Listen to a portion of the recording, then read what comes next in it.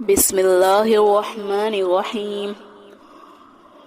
ایک صاحب فرماتے ہیں کہ میں ایک کھچر پر لوگوں کو دمشق سے زبدانی لے جایا کرتا تھا اور اسی کرایہ پر میری گزر بسر تھی۔ ایک مرتبہ ایک شخص نے کھچر کرائے پر لیا، میں نے اسے سوار کیا اور لے چلا۔ ایک جگہ دو راستے تھے، جب وہاں پہنچے تو اس نے کہا اس راہ سے چلو۔ میں نے کہا میں اس راہ سے ناواقف ہوں، سیدھی راہ تو یہی ہے۔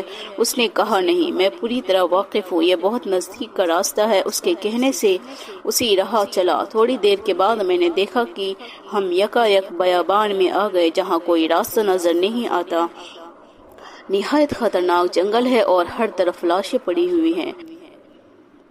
میں سہم گیا۔ وہ مجھ سے کہنے لگا ذرا لگام تھام لو، مجھے یہاں اترنا ہے۔ میں نے لگام تھام لی اور وہ اترا اور اپنے کپڑے ٹھیک کر کے چھری نکال کر مجھ پر حملہ کیا۔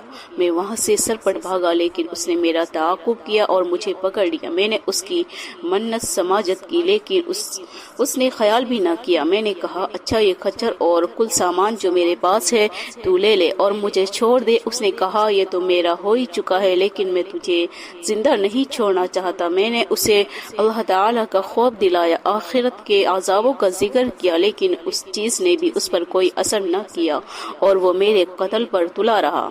اب میں مایوس ہو گیا اور مرنے کے لیے تیار ہو گیا اور اس سے کہا کہ آپ مجھے 2 رکعت نماز ادا کرنے کے لیے دیجیے۔ اس نے کہا اچھا جلدی پڑھ لے۔ میں نے نماز شروع کی، لیکن اللہ کی قسم میری زبان سے قرآن مجید کا ایک حرف بھی نہیں نکلتا تھا۔ یوں ہی ہاتھ باندھے دہشت زدہ کھڑا ہوا تھا اور وہ جلدی مچا رہا تھا۔ اسی وقت اتفاق سے یہ آیت میری زبان پر آ گئی، اللہ ہی ہے جو بے قراروں کی بے قراری کے وقت دعا کو سنتا ہے اور قبول فرماتا ہے، اور بے بسی بے کسی سختی اور مصیبت کو دور کر دیتا ہے۔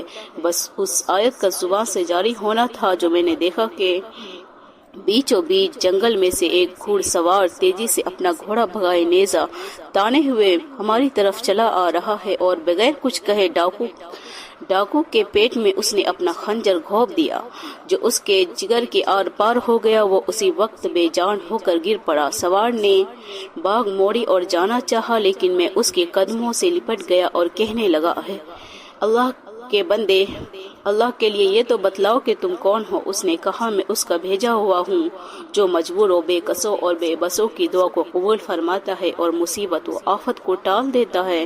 میں نے اللہ کا شکر ادا کیا اور وہاں سے اپنا خچر اور مال لے کر صحیح سالم واپس لوٹا۔ لا دعوت الحق، اسی کو پکارنا حق ہے، اس کے سوا نہ کوئی پکار سن سکتا ہے اور نہ مصیبت اور پریشانیوں کو دور کر سکتا ہے۔ بے شک